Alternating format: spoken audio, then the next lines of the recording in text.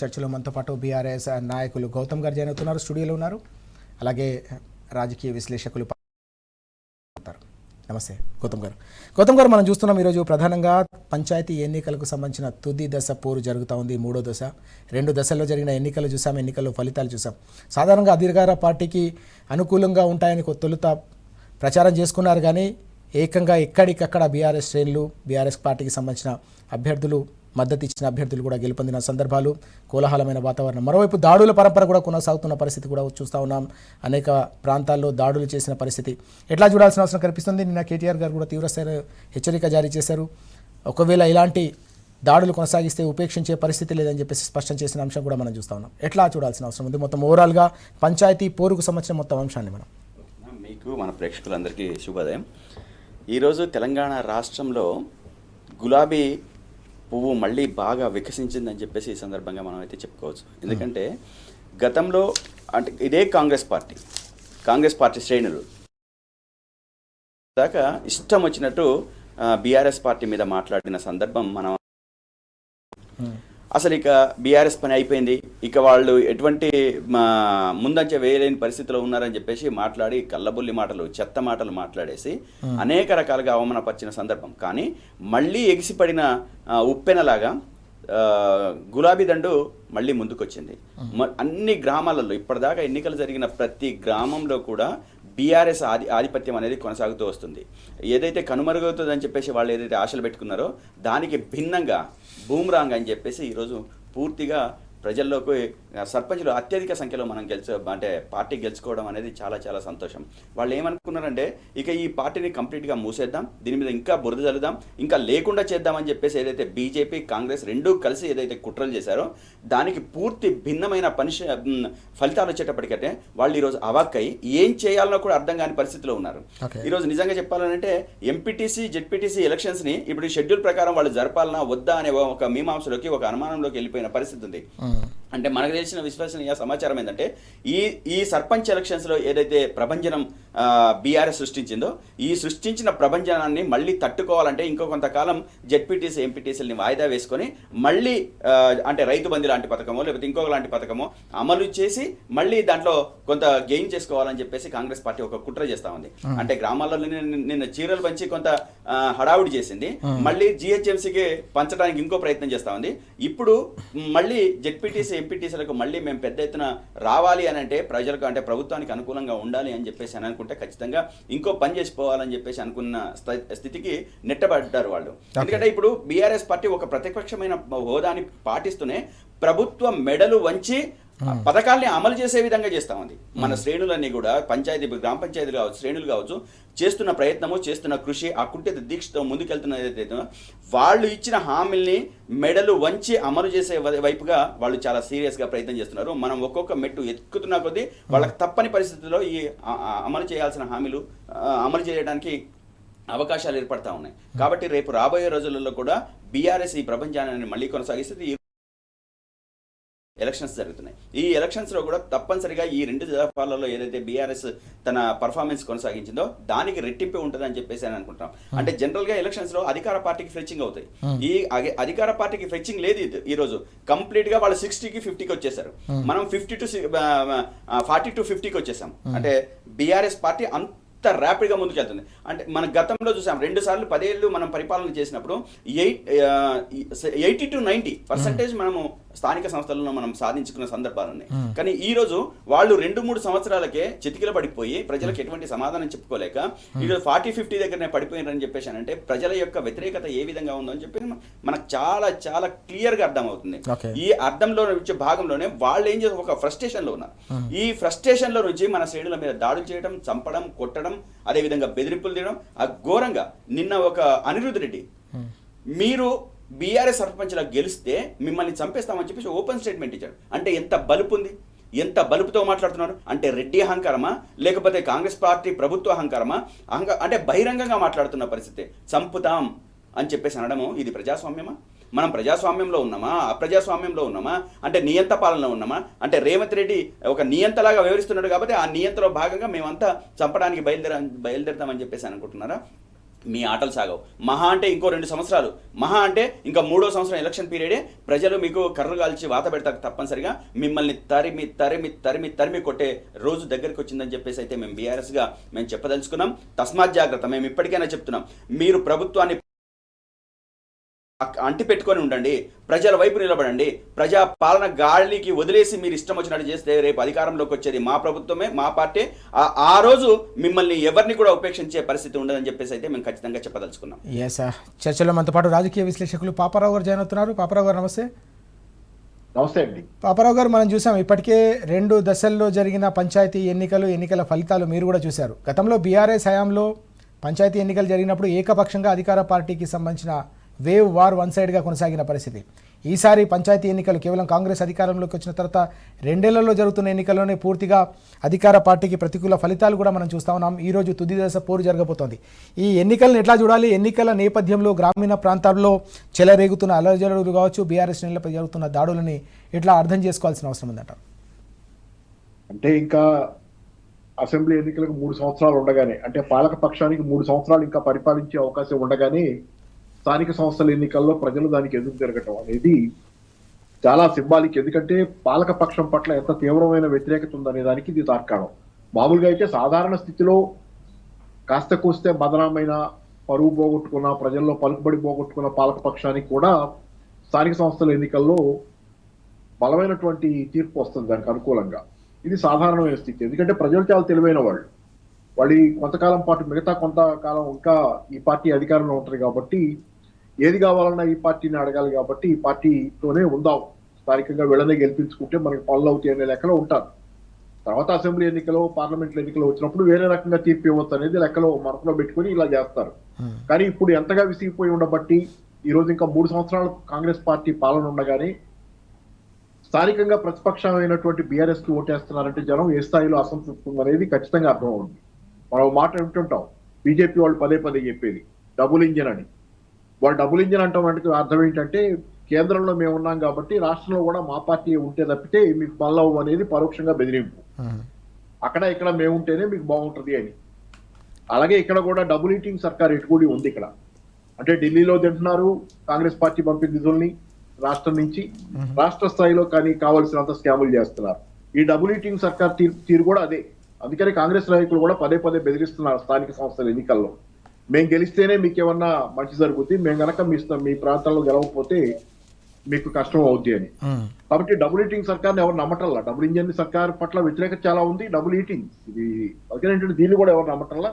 రెండోది ఏంటంటే వీళ్ళు ఇప్పుడు చేస్తున్నటువంటి దాడులు ఓడిపోయిన తర్వాత, నిన్నటి దాకా అధికారం లేనప్పుడు బీఆర్ఎస్ అధికారంలో ఉండగా కాంగ్రెస్ పార్టీ పూర్వపక్షం అయిపోయింది, చచ్చిపోయింది అనుకున్నటువంటి పరిస్థితి వచ్చింది ఓ దశలో. ఇక్కడ తెలంగాణలో లేదనే పరిస్థితి వచ్చింది. ప్రాణం పోసుకుంది. రేవంత్ రెడ్డి గారు ధారాళంగా ఆడిన అబద్ధాలు, చెప్పినటువంటి అబద్ధాల మేనిఫెస్టోతో ప్రజలు మభ్యపెట్టబడి నమ్మి ఓటేసారి గెలిపించారు. కానీ ఇప్పుడు ఇంత ధైర్యం ఎట్లా వస్తుంది కాంగ్రెస్ పార్టీ కంటే అధికార అహంకారంతో వస్తున్నటువంటి ధైర్యం. కానీ నేను ఒక చిన్న ఇదేంటంటే ఇక్కడ సలహా అనుకోవచ్చు, ఏదైనా అనుకోవచ్చు, కానీ దీన్ని ఎదుర్కోవాలంటే ఇంకా 3 సంవత్సరాల పాటు అహంకారం, గోండాయిజం, రౌడీయిజం, ఇది ఖచ్చితంగా రౌడీయిజం, గోండాయిజం. కేవలం ఇది దాడులు అంటే మామూలుగా 2 రాజకీయ పక్షాల మధ్య జరిగే ఘర్షణలు ఎప్పుడు ఉంటాయి, అట్లాంటిది కాదు ఇది. చేస్తున్నారంటే ఏ స్థాయికి పోతుంది వ్యవహారం అనేది అర్థమవుతుంది. అంటే ఎదుటి వాళ్ళు చచ్చిపోయినా మనకేం పర్వాలేదు, మన కేసులు మాఫీ చేసుకోగలం, అహంకారం, మదం తలకెక్కినటువంటి పరిస్థితి కనపడుతుంది. కాబట్టి దీన్ని ఎదుర్కోవడానికి ఖచ్చితంగా ఏంటంటే కేవలం చట్టాలని నమ్ముకుంటే కూడా కొన్నిసార్లు పరిస్థితులు కావు. పరిస్థితులు అంత పూర్తిగా చట్టాలు కావాలి, చట్టాల ప్రకారమే పోవాలి. కానీ ఎదుటి వాళ్ళు చట్టాలను ఉల్లంఘిస్తే ఈ రకంగా ఉన్నప్పుడు ఆత్మరక్షణ చేసుకోవడం అనేది ఒక పార్టీకి ఖచ్చితంగా అవసరం అనేది నేను అనుకుంటున్నా. టీఆర్ఎస్ పార్టీ కూడా అవసరం. పరమ దుర్మార్గమైన దాడులు చేస్తున్న సందర్భంలో ఎదుటి వాళ్ళు మానవత్వం మర్చిపోయి కనీస ప్రజాస్వామిక విలువల్ని పక్కన పెట్టేసి తొంగలో దొక్కి బల ప్రదర్శన, పశువుల తాలూకు అడవిలో నీతిని పాటిస్తున్నప్పుడు దాన్ని ఎదుర్కోవడానికి ఖచ్చితంగా డిఫెన్స్ అనేది ఉండాలి. ఇది అవసరం, ఆలోచించుకోవాలి టీఆర్ఎస్ పార్టీ కూడా. ఆత్మరక్షణకి కొంత డిఫెన్స్ అనేదానికి, కొంత ఏదైనా ఆత్మరక్షణకి, ఎదుటి వాళ్ళ మీద దాడి చేయటం ఆ స్వతహాగా స్వభావమే లేదు టీఆర్ఎస్ కి. ఆ స్వభావమే ఉంటే కనుక 10 ఏళ్ల పరిపాలనా కాలంలో ఎన్నో చేయగలిగేవాళ్ళు. లేదు కాబట్టి సంస్కారవంతంగా ఉన్నారు నిజమే, కానీ సంస్కారవంతంగా ఉండటం అనేది పశువుల ముందు ఒక్కోసారి పనికిరాదు అనేది మాత్రం ఖచ్చితం. రెండోది ఏంటంటే ఇక్కడ రెండు పార్టీలు, జాతీయ పార్టీలు రెండింటి లక్ష్యం టీఆర్ఎస్ ని ఇక్కడ తెలంగాణలో నిర్మూలించడం. అది బీజేపీది కావచ్చు, కాంగ్రెస్ది కావచ్చు. తెలంగాణలో బీఆర్ఎస్ ని నిర్మూలించాలన్నదే వాటి లక్ష్యం. ఎందుకంటే వాటి రెండింటి ఎజెండా ఒకటే. పైకి ఎన్ని చెప్పినా అదానీ ఎజెండాయే Congress party agenda, BJP agenda కూడా. రాహుల్ గాంధీ ఎంత అదానీని విమర్శించినా అంతిమంగా రాహుల్ గాంధీ పార్టీ కానీ అదానికి అనుకూలంగానే నిర్ణయాలు తీసుకుంటా వస్తున్నాయి అన్ని. ఎందుకు మొన్న జరిగినటువంటి మెస్సీతో జరిగిన ఫుట్బాల్ మ్యాచ్ కూడా స్పాన్సర్ అదానీ అనేది వెనకాల. ఆ మ్యాచ్ కి వచ్చి రాహుల్ గాంధీ మరి ఏమి అంతగా విమర్శించి అదానీని విమర్శించి రాహుల్ గాంధీ ఏమాత్రం లజ్జ లేకుండా బిడియపడకుండా వచ్చి అక్కడ ఫోటో ఆప్ లాగా చేశారు. కాబట్టి ఏంటి, రెండింటి లక్ష్యం అంతిమంగా అదానికి ఇల్లు చక్కబెట్టమే. కాబట్టి ఆ లక్ష్యం కోసం టీఆర్ఎస్ లాంటి పార్టీలు అడ్డంగా ఉన్నాయి, ప్రజల తరఫున మాట్లాడుతున్నాయి. స్మార్ట్ మీటర్ల విషయంలో కానీ, 24 గంటల విద్యుత్ విషయంలో కానీ, సంక్షేమ పథకాల విషయంలో కానీ టీఆర్ఎస్ తీరే వేరు, టీఆర్ఎస్ ప్రజల పక్షం. కాబట్టి అట్లాంటి పక్షాలు ఉండకూడదు. ఈ డబ్బంతా తీసుకెళ్లి అదానీలకో కాంట్రాక్టర్లకో కట్టబెట్టాలి అనేది ఈ రెండు పార్టీల లక్ష్యం. కాబట్టి టీఆర్ఎస్ నిర్మూలిస్తే తప్పితే తెలంగాణలో శాశ్వతంగా వీళ్ళ ఇష్టానుసారం ప్రజల్ని కొల్లగొట్టలేరు. కాబట్టి వీళ్ళు ఆడుతున్న నాటకంలో భాగంగా టీఆర్ఎస్ ని చిన్న ఉదాహరణ చెబుతా. మొన్న 23 అసెంబ్లీ ఎన్నికల సందర్భంలో టీఆర్ఎస్ గెలుస్తుందేమనే భయంతోనే మోడీ గారు బండి సంజయ్ ని తీసి పక్కన పెట్టారు. ఎందుకంటే బండి సంజయ్ కాస్త ఊపులో ఉన్నాడు ఆ రోజు. ఆయన గొప్పవాడా మంచివాడా అంటే అవి వేరే విషయాలు, ఆయన తీరు వేరే విషయం. కానీ ఆయన కొంత ఊపు తేగలిగాడు బీజేపీ పార్టీలో. అది అధికారంలోకి రాకపోయినా ఊపు అయితే తేగలిగాడు. అట్లాంటి బండి సంజయ్ ని పక్కన పెట్టడం వెనక అందరికీ అనుకుంటున్న కారణం, ప్రజల్లో ఉన్న కారణం ఏంటంటే బండి సంజయ్ ఉంటే కనుక బాగా చీలుస్తుంది బీజేపీ ఓట్లు. దానివల్ల ప్రతిపక్ష ఓట్లు చీలి కాంగ్రెస్ పార్టీ ఓడిపోతే టీఆర్ఎస్ గెలుస్తుంది. కాబట్టి టీఆర్ఎస్ ని ఓడించాలంటే బండి సంజయ్ అనే బీజేపీ ఊపు తగ్గిస్తే ఆ ఓట్లు కూడా కాంగ్రెస్ కన్సాలిడేట్ అయ్యి బీఆర్ఎస్ ని ఓడించడానికి కాంగ్రెస్ కి అనుకూలత వస్తుంది. దాని మీదే బండి సంజయ్ ని పక్కన పెట్టారు మోడీ గారు అనేది మాట బలంగా వినపడుతుంది. లేకపోతే అకస్మాత్తుగా బండి సంజయ్ ని పక్కన పెట్టి, కాబట్టి వీళ్ళిద్దరు ఉద్దేశం ఒకటే, కాంగ్రెస్ గెలిచినా పర్వాలేదని బీజేపీకి, బీజేపీ గెలిచినా పర్వాలేదని కాంగ్రెస్ కి. టీఆర్ఎస్ మాత్రం గెలవకూడదు. ఇద్దరు కలిసి టీఆర్ఎస్ ఏదో చేయాలనేది, టీఆర్ఎస్ లేకుండా చేయాలని తెలంగాణలో కోరుకుంటున్నారు. ప్రజల గుండెల్లో టీఆర్ఎస్ బలంగా ఉందంటానికి ఎన్నికలే తార్కాణం. పైకి ఎక్కడ పెద్దగా టీఆర్ఎస్ నాయకులు క్యాంపెయిన్ చేసింది కూడా లేదు. పోయి స్థానిక స్థాయిలో పెద్దగా దీన్ని పట్టించుకొని రాష్ట్ర నాయకత్వం దీన్ని పెద్దగా లోపలికి పోయి, ఆ మాటకు వస్తే కాంగ్రెస్ నాయకత్వమే తాపన పడింది, కింద నుంచి పైదాకా పట్టీలు కొట్టింది ఎట్లాగైనా ఈ గెలుచుకురావాలని. అంతగా పట్టుదల పట్టి పోరాడకపోయినా బీఆర్ఎస్ పార్టీకి జనాలు ఈ స్థాయిలో గుండెల్లో దాచుకున్నారు. బీఆర్ఎస్ మా పార్టీ అనుకుంటున్నారు. టీడీపీ శ్రేణులు కూడా ఆఖరికి నాకు చెప్పిన వాళ్ళు కూడా చెబుతున్నారు టీడీపీ అంటే ఏదో టీఆర్ఎస్ వ్యతిరేకం అనేది ఇక్కడ చిత్రీకరించబడుతుంది. టీడీపీలో కొద్ది మంది, మరి ఇక చంద్రబాబుకు అనుకూలంగా చంద్రబాబే టీడీపీ అనుకునేవాళ్ళు తప్పితే హేతుబద్ధంగా ఆలోచించే వాళ్ళు కూడా నాకు టీఆర్ఎస్ మా పనులు చేసింది. భద్రాచలం ఏరియా వాళ్ళు మాకు చాలా పని చేసి పెట్టింది. మా ఏరియాలో చాలా పనులు, నీళ్లు వచ్చినాయి, చాలా పనులు అయినాయి అంటే టీఆర్ఎస్ కారణం. కాబట్టి టీఆర్ఎస్ తోనే ఉంటాం మేము. ఒరిజినల్ గా టీడీపీ, కానీ మేము టీఆర్ఎస్ తోనే ఉంటాం. ఇక్కడ ఓటు అయితే టీఆర్ఎస్ వేస్తాం. కాబట్టి టీడీపీలో కూడా మొత్తం గుండు గుత్తగా ఏమి టీఆర్ఎస్ వ్యతిరేకంగా లేరు. టీఆర్ఎస్ కు పెద్ద ఎత్తున టీడీపీ శ్రేణులు కూడా అనుకూలంగానే ఉన్నాయి చాలా చోట్ల. ఎందుకంటే ఇక్కడ పనిచేసింది టీఆర్ఎస్ పార్టీ తెలంగాణ కోసం. కాబట్టి ఏంటి, చంద్రబాబుతోనే అందరూ అంటకాగాలని, చంద్రబాబు ప్రకారం కుట్రలు చేయాలని తెలంగాణ మీద అందరూ అనుకుంటున్నారు. టీడీపీ శ్రేణులు కూడా, వాళ్ళకు కూడా విజ్ఞత ఉంది, వాళ్ళు కూడా ఆలోచిస్తున్నారు. కాబట్టి ఏ రకంగా చూసినా కానీ తెలంగాణలో టీఆర్ఎస్ మాత్రమే ప్రజల గుండెల్లో, ప్రజల ఆకాంక్షల్లో, ప్రజల కోరికల్లో ఉన్న పార్టీ. కాబట్టి ఈ పార్టీని ఆపటం సాధ్యం కాదు. కాబట్టి ఇది ఒక ప్రజా వెల్లువ. ఈ ప్రజా వెల్లువ ఒక నిర్మాణం కావాలి. కాబట్టి నిర్మాణ రూపం కావాలి, పోరాట రూపం. ఆత్మరక్షణ చేసుకోవడానికి కూడా దీనికి ఒక పద్ధతి అనేది ఖచ్చితంగా అవసరమైంది. కేవలం చట్టాలు ఉన్నాయి కానీ చట్టాలకి ఎదుటివాడు భయపడని, చట్టాలను ధిక్కరిస్తున్న వాడు దుర్మార్గుడు ఎదురుగా ఉన్నప్పుడు ఆత్మరక్షణకి దీనికి కూడా ఒక దారంటూ, ఒక పద్ధతి అంటూ ఉండాలనేది అనుకుంటున్నాను. ఎస్, మనం చూస్తా ఉన్నాం పాపారావు గారు, విజయ్ గారు చెప్తున్న కీలకమైన అంశాలు. 4 కోట్ల తెలంగాణ ప్రజల గుండెల నిండా గులాబీ జెండా రెపరెపలాడుతోంది. పంచాయతీ ఎన్నికల ఫలితాలతో ఇది మరోసారి సుస్పష్టంగా అర్థమవుతుందనే అంశాన్ని ప్రస్తావిస్తున్న పరిస్థితి. 2 ఢిల్లీ పార్టీలు, ఓవైపు కాంగ్రెస్, మరోవైపు బీజేపీ, 2 పార్టీలు కూడా తెలంగాణ అస్తిత్వ రాజకీయమైన బీఆర్ఎస్ను దెబ్బతీయాలన్న ఏకైక కుట్రను కొనసాగిస్తూ ఉన్నాయి. అసెంబ్లీ ఎన్నికల నుంచి మొదలుకుంటే పార్లమెంట్ ఎన్నికలు కొనసాగుతూనే ఉన్నాయి. కానీ తెలంగాణ ప్రజలకు స్పష్టత ఉంది.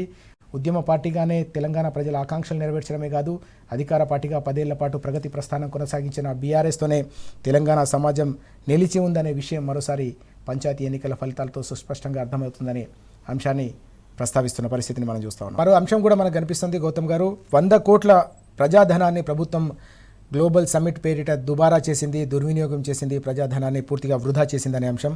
పూర్తిగా ఎగిరిపోయిన డేరా 100 కోట్ల దుబారా అనే అంశాన్ని ఎట్లా చూడాల్సిన అవసరం కనిపిస్తుంది? ఈ మొత్తం వ్యవహారాన్ని ఎట్లా మనం అర్థం చేసుకోవాల్సిన అవసరం ఉంది? అంటే నేను ఇందాకనే చెప్పిన ఈ కాంగ్రెస్ పార్టీకి తెలంగాణ ప్రజల పట్ల ఒక అంకిత భావం లేదు, చిత్తశుద్ధి లేదు, పరిపాలన పట్ల ఒక అవగాహన లేకుండా వాళ్ళు వ్యవహరిస్తున్న తీరు మనకు చాలా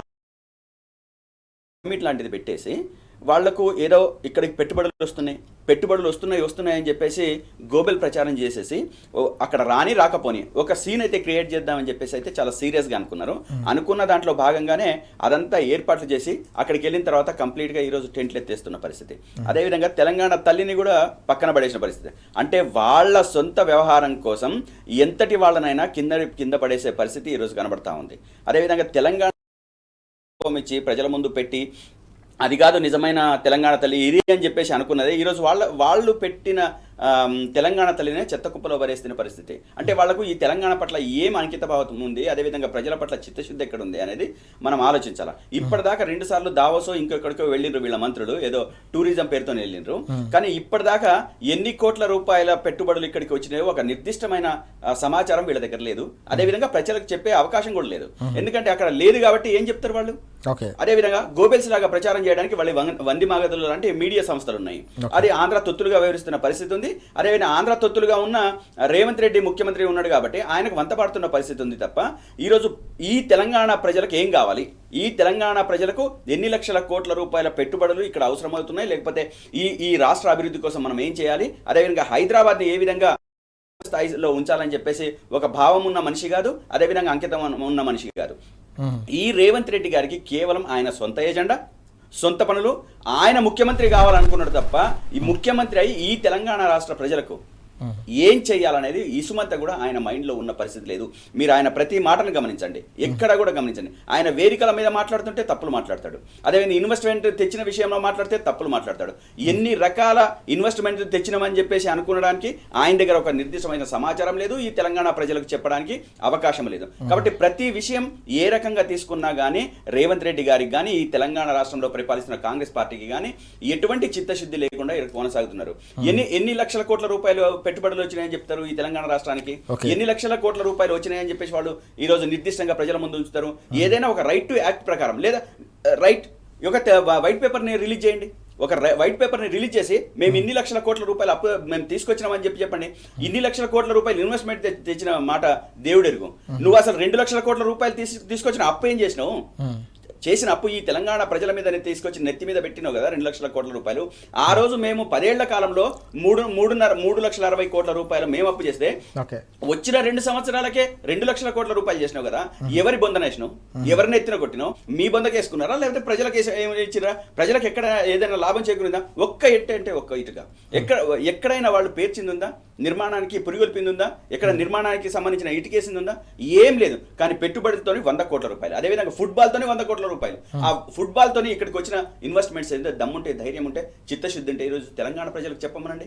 ఇదే కాంగ్రెస్ పార్టీకి, ఇదే కాంగ్రెస్ ప్రభుత్వానికి ఈ రోజు తెలంగాణ ప్రభుత్వం ఏదైతే తెలంగాణ రాష్ట్రంలో పెట్టిన ఫుట్బాల్ మెస్సీతో చేసిన ఈవెంట్ ఏదైతే ఉందో దాని వలన ఎన్ని కోట్ల రూపాయలు అప్పొచ్చినాయి. కానీ మనకు సుమారు 100 కోట్ల రూపాయలు ఈ రేస్ కార్ వలన ఇన్వెస్ట్మెంట్స్ లిఖితపూర్వకంగా వచ్చిన మాట వాస్తవం కదా. నువ్వు పెట్టిన దాంతో ఎంత లిఖితపూర్వకంగా వచ్చినాయి? ఆ రోజు ఈ రేస్ పెట్టడం వలన కేటీఆర్ గారు ఒక ప్రతిష్టాత్మకంగా తీసుకొని ఈ తెలంగాణను అంతర్జాతీయంగా ఒక చిత్రపటంలో ఉంచాలని చెప్పేసి చేసిన ప్రయత్నం నిజం కదా. ఇవన్నీ నిజాలన్నీ పక్కన పెట్టేసి బురద జల్లే వంది మాగదల్ని పక్కన పెట్టి యూట్యూబ్లలో కొని ఇష్టం వచ్చినట్టు ప్రచారం చేసి ఈ రోజు మళ్ళీ 100 కోట్ల రూపాయలు ప్రజలను ఎత్తి మీద వేసేసి ప్రతి ప్రజల మీద, ప్రతి వ్యక్తి మీద ఈరోజు అప్పు భారాన్ని పెంచడమే తప్ప ఇన్వెస్ట్మెంట్లు ఈ రాష్ట్రంలో తీసుకొచ్చే దమ్ము, ధైర్యం, సత్తా ఎక్కడుంది? ఆయన కమ్యూనికేషన్ లేదు. అంతర్జాతీయంగా ఎక్కడికి వెళ్ళి మాట్లాడాలన్నా ఆయనకి ఏమైనా కమ్యూనికేషన్ ఉందా? ఎవరికైనా మాట్లాడే దమ్ము ఉందా? కన్విన్స్ చేయగలిగే సత్తా ఉందా?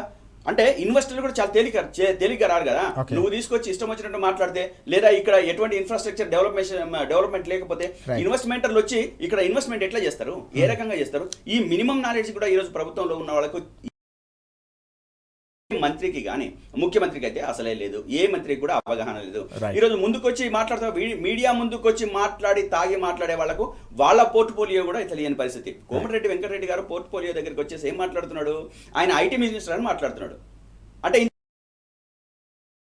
తాగి ప్రజల ముందుకు వచ్చి మాట్లాడే వాళ్లకు ఈ తెలంగాణ జవసత్వాలు ఏం తెలుస్తాయి? ఈ తెలంగాణ అస్తిత్వం ఏం తెలుస్తుంది? ఈ తెలంగాణ ప్రజల ఆకాంక్షలు ఏ విధంగా తెలుస్తాయి? ఇవన్నీ బోగస్ మాటలు, చెత్త మాటలు. ఈ రాష్ట్రానికి పట్టుకున్నది.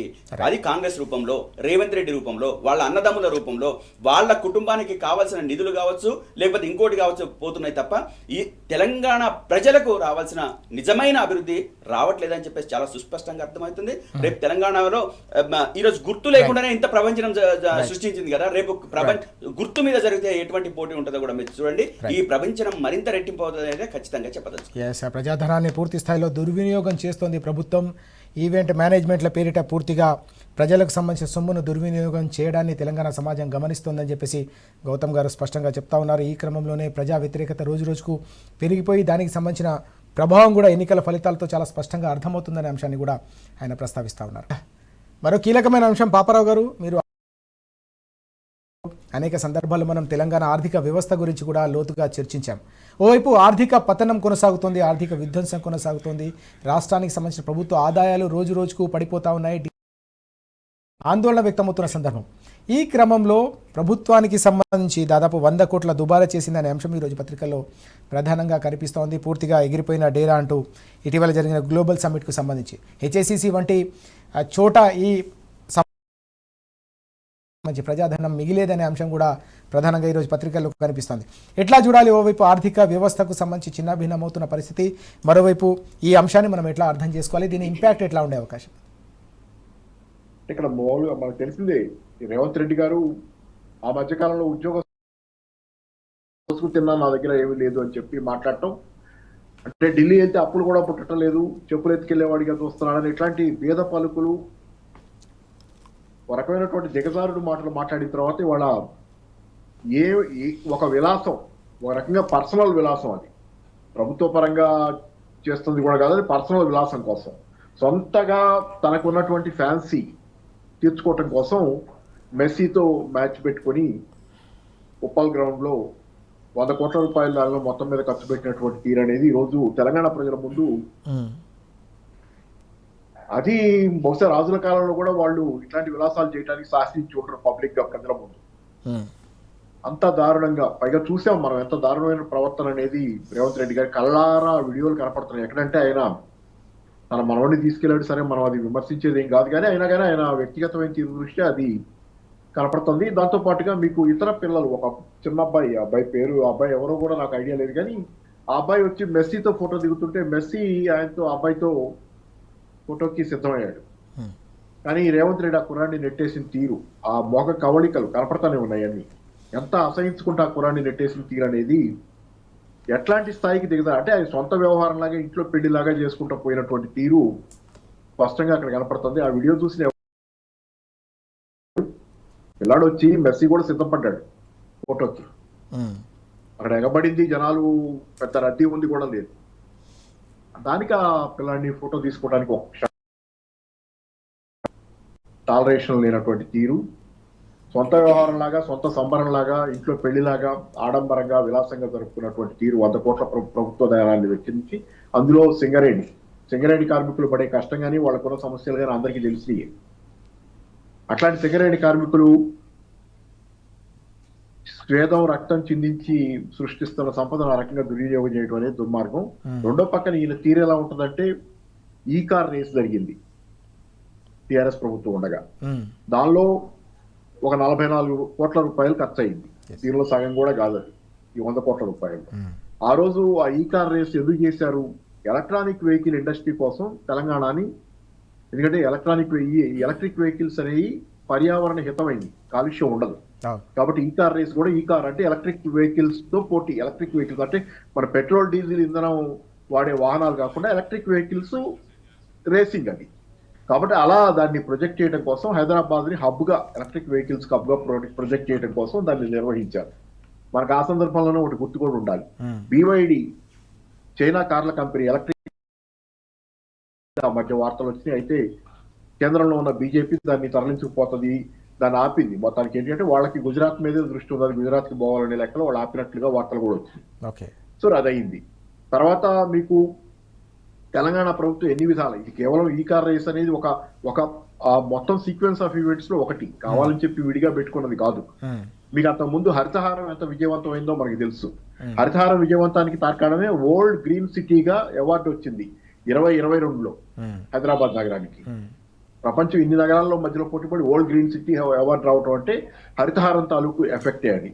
తర్వాత మోస్ట్ లివబుల్ సిటీగా 5 సార్లు అవార్డు వచ్చింది హైదరాబాద్ నగరానికి, దేశంలో మోస్ట్ లివబుల్.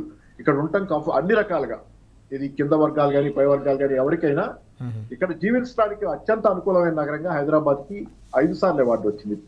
పూణే వస్తుండే సెకండ్ ప్లేస్ లో మోస్ట్. ఇట్లాంటివన్నీ సాధించుకుంది. ఎంత హరితహారం ఎఫెక్ట్.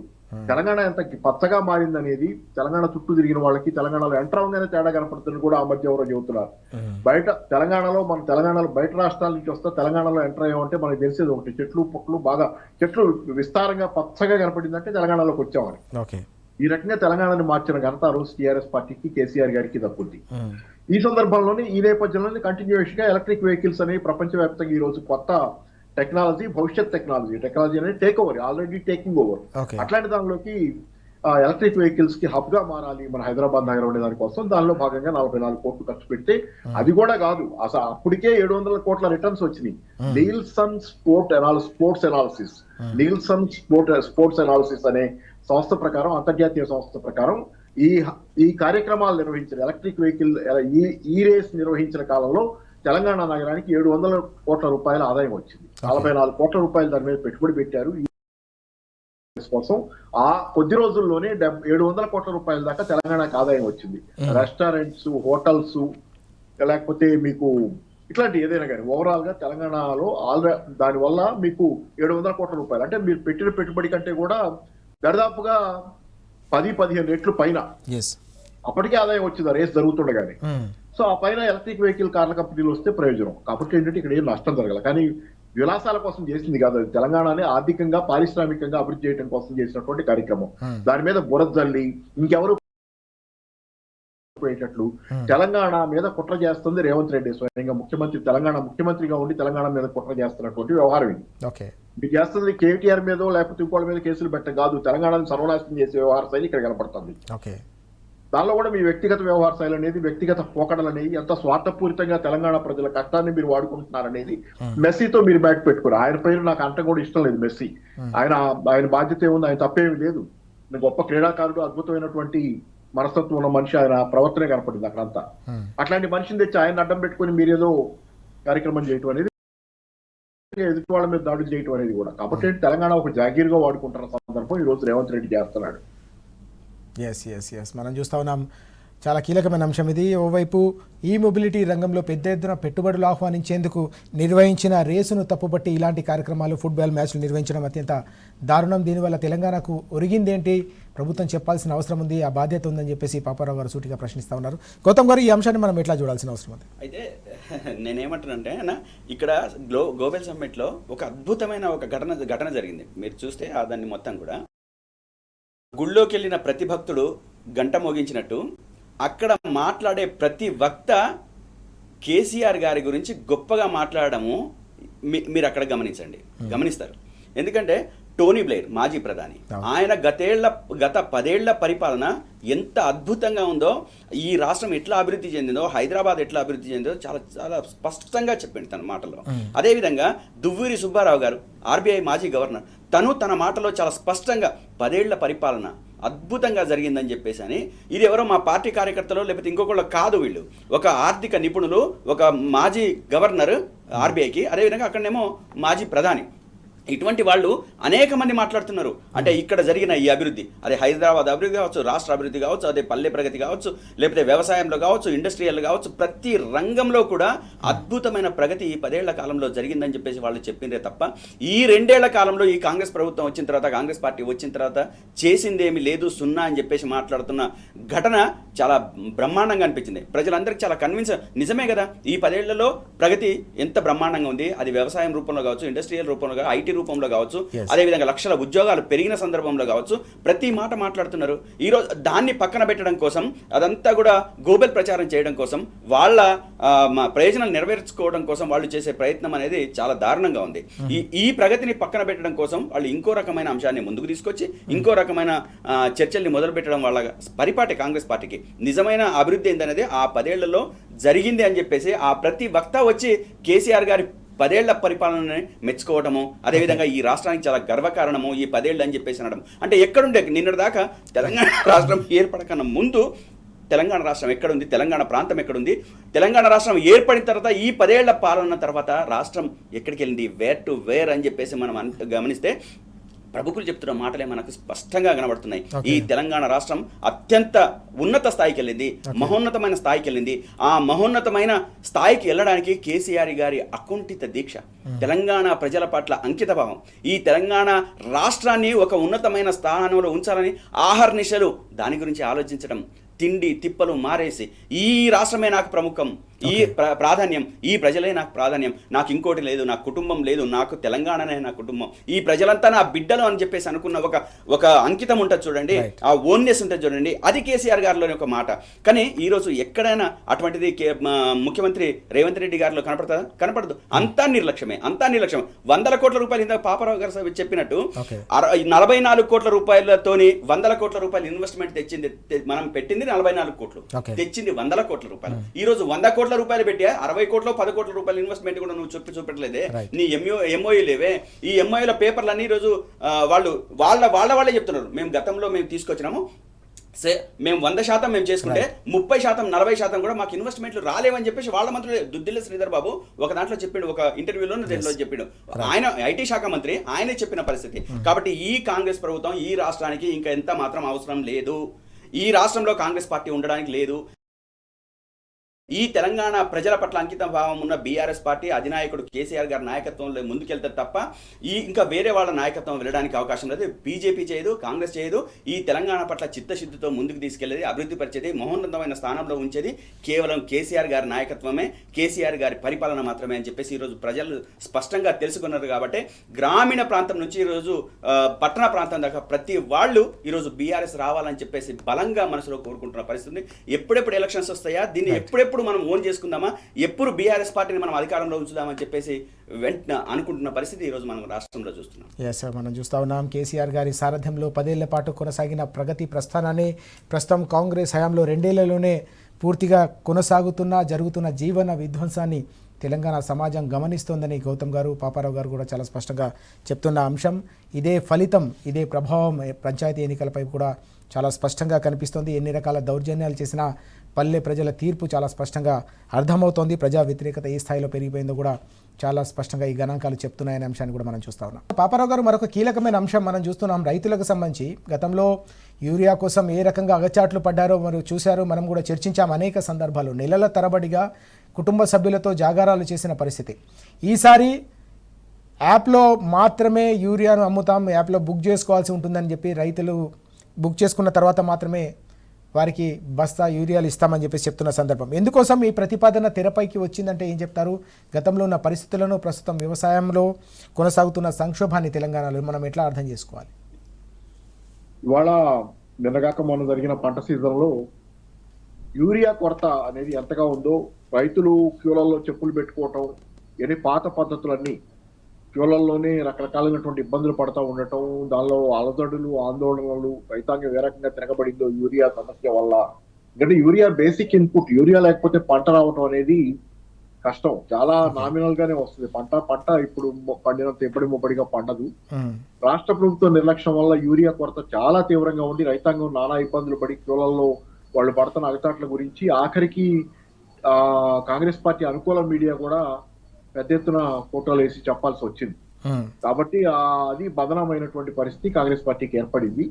సరే, కనీసం ఒక సీజన్ లో ఇలా జరిగింది కదా, నెక్స్ట్ సీజన్ లో సమస్యను పరిష్కారం చేసుకుందాం, జాగ్రత్తగా ఉందాం, జరిగిన తప్పులు రిపీట్ చేయకుండా అనే ఆలోచన కాంగ్రెస్ పార్టీకి ఉన్నట్లుగా లేదు.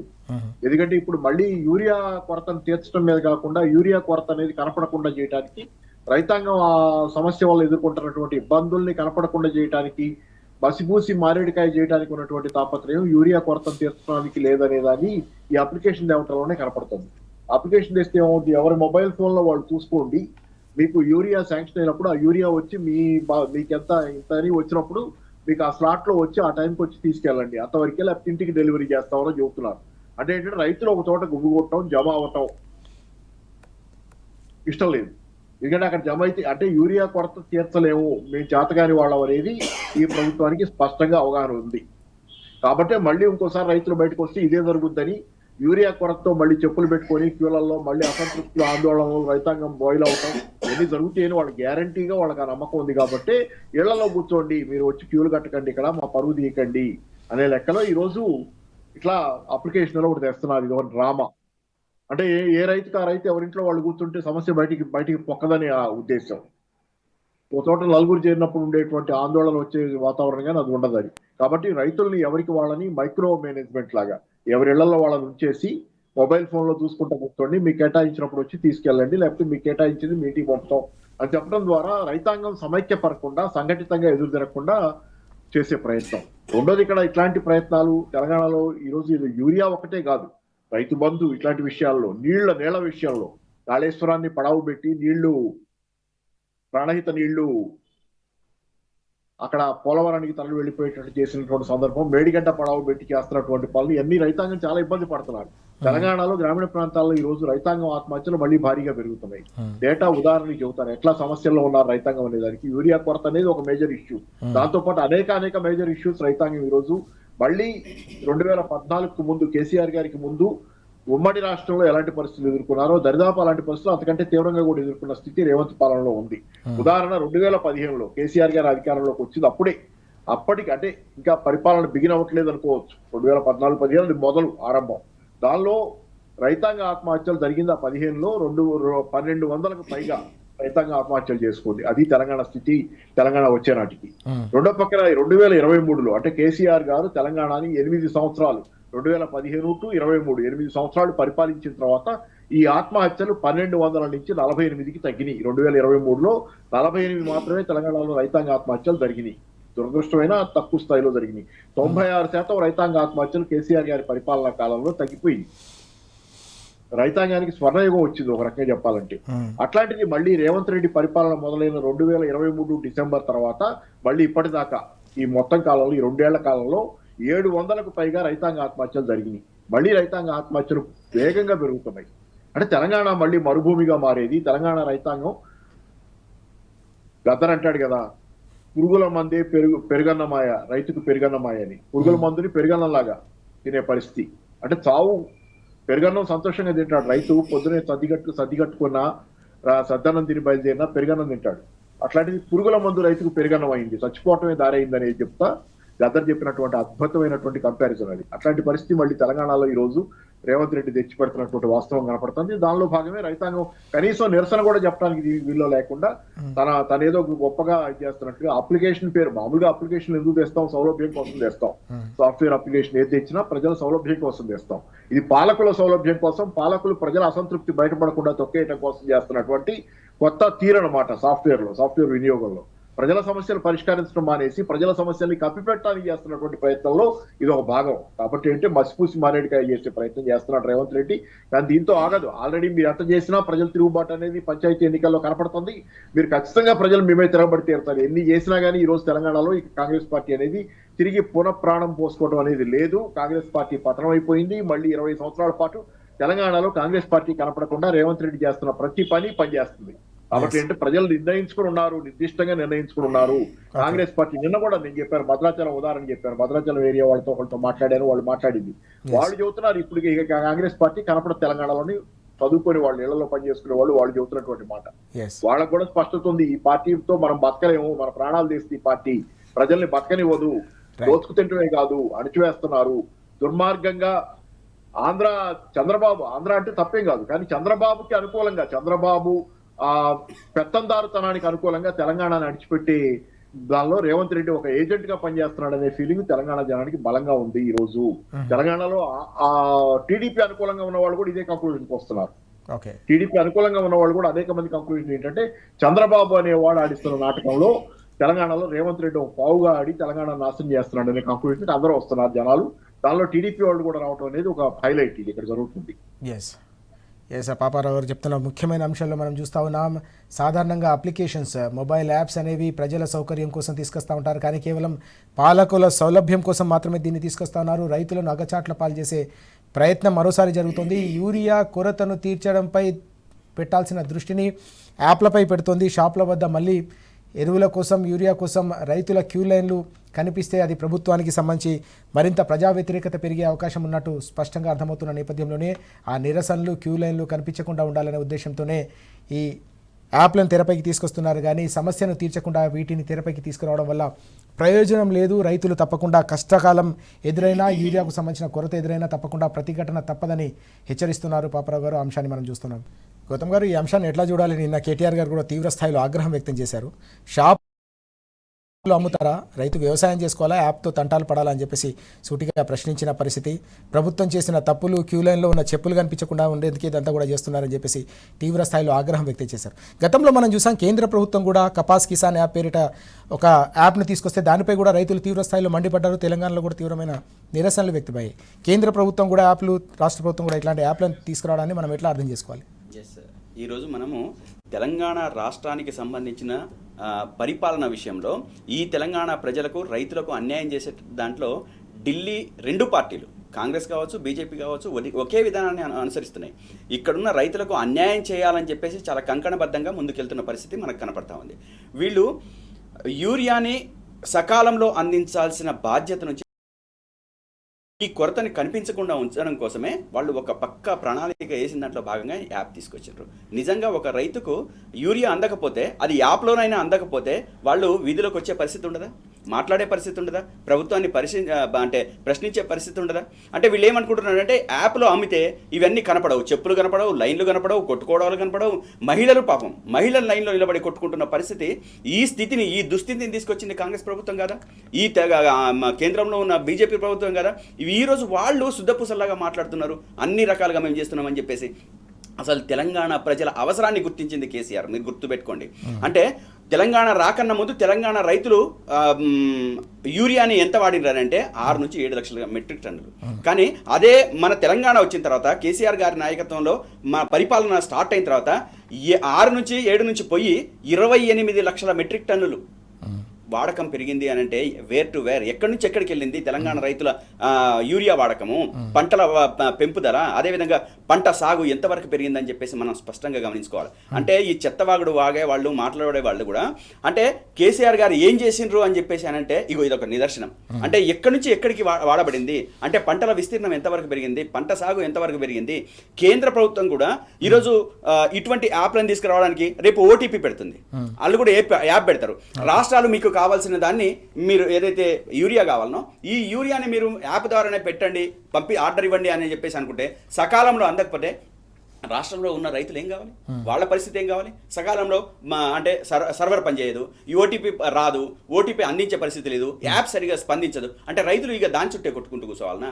కానీ రైతుల కష్టాన్ని గుర్తించింది కేసీఆర్ గారు. ఆ ఇంటికి యూరియాను పంపించింది కేసీఆర్ గారు.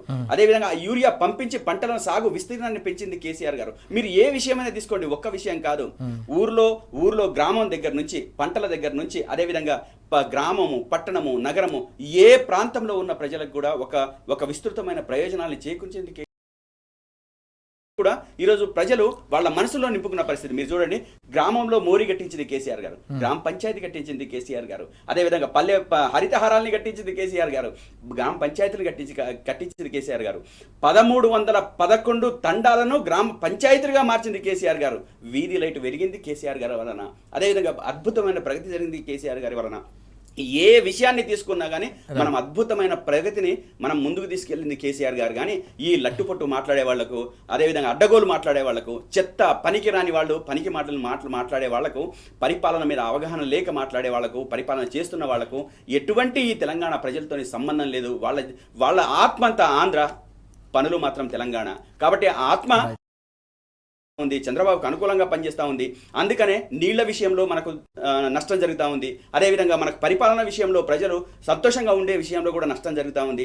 ప్రతి విషయాన్ని మనం అబ్జర్వేషన్లు చేస్తే కాంగ్రెస్ పార్టీ ఆ పార్టీ యొక్క విధానాన్ని అనుసరించకుండా చంద్రబాబు ప్రయోజనాల్ని, ఆంధ్ర ప్రయోజనాల్ని నెరవేర్చే విధంగా చాలా స్పష్టంగా పరిపాలన చేస్తున్నారు.